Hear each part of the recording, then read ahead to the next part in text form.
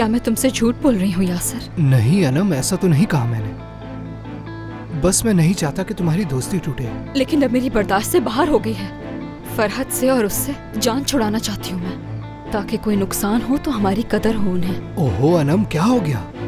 तुम्हें ऐसा नहीं कहना चाहिए उसके बारे में। कुछ भी हो, तुम लोगों की अच्छी दोस्ती रही है माजी में।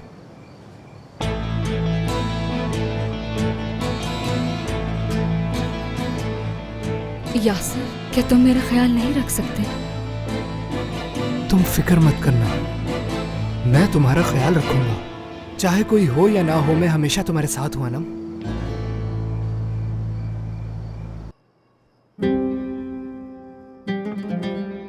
ये क्या है? आपको याद है जब आप हम दोनों को अपने साथ शॉपिंग पर लेकर गई थी? अनम ये यहीं छोड़ गई? वो तो हेयर क्लिप्स तक छोड़ गई। वो इसी किस्म की लड़की है बेटा। हाँ, जिद्दी है बहुत। कितना सर्द हो रहा है मौसम भी। उसने गर्म कपड़े तक नहीं पहने होंगे, बार बार सोच रही हूँ।